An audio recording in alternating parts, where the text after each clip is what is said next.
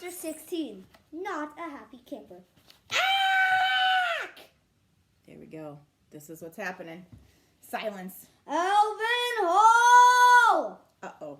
Annie Belly and I had forgotten to check our traps. We ran over to them. Swim with leashes! My dad screamed. He was dangling upside down by one leg.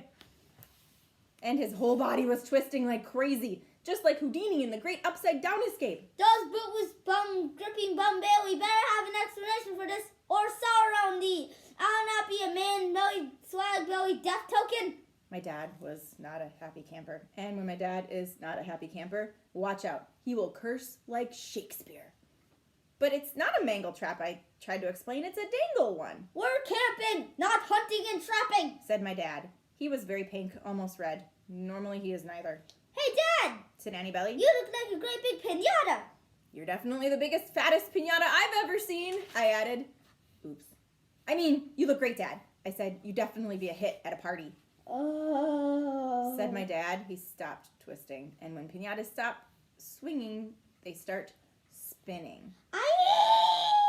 Cried my dad, and he went round and round. Uncle Dennis taught us really good traps, didn't he, Dad? Asked Annie Belly. Uncle Dennis? My dad began. Why the incurable man brain quack dish? I held my breath. I opened my ears. This is when the truth comes out. Whenever someone on TV is dangling upside down and being knocked about like human piñata, secrets spill from their mouths like coins from their pockets.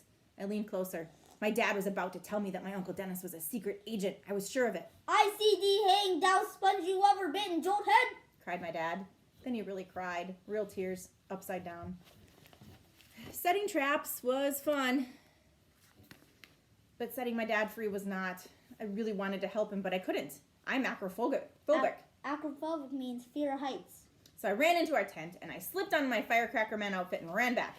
But Firecracker Man is acrophobic too. So how he ever got up in the tree, I'll never know. Go, Alvin! Screamed Annie Belly. You can do it! No, I wanted to scream back, but I couldn't scream. I was draped over a branch like a scallion pancake and hanging on for dear life. Just no farther, cried Annie Belly. Come on, son, said my dad. You're the keeper of all of us now. You can do it. The wind picked up, birds gossiped. I was completely freaked out. It's getting dark, son, said my dad. It would be better if we just moved a little bit faster. Dark? No problem. With my night vision goggles, I'll never be afraid of the dark again. Too bad my night vision goggles were in the car. Wah! I hugged the branch and cried my eyes out. After that, I felt much better.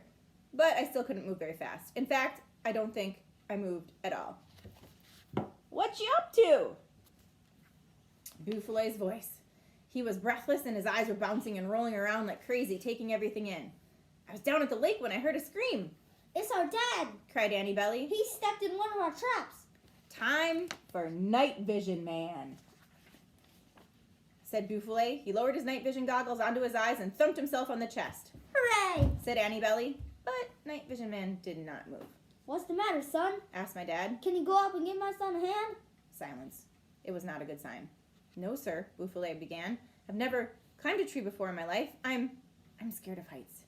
So how Night Vision Man ever got up in the tree, I'll never know. But there he was, trembling and wailing and hanging on for dear life right next to me. Then suddenly he was quiet. He reached out and grabbed my ankle firmly. Gotcha, he said.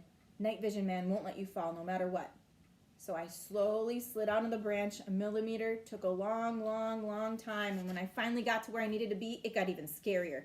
First, I had to take my dad's scout knife out of my pocket. Then I had to pry it open. Then I had to start sawing away at the rubber cord. I had to cut through it so that my dad could fall to the ground. Don't drop the knife, Alvin, cried Annie Belly. Don't follow the tree, Alvin. Don't give up. Don't give up, Alvin.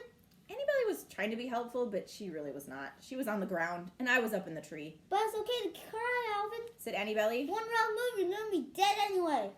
Gulp. I could see the cord ripping now. It was almost there. Don't look down, Alvin. Annie Belly shrieked. Don't even think of looking down. My dad was now swinging by a thin rubber thread. But if you do look, cried Annie Belly. And if you do fall, Mom always says, flap. Annie Belly stopped. My dad was hurtling headfirst like a torpedo toward Earth. But if anyone can remember advice in a hurry and repeat it, it's Annie Belly. Try to land on your butt!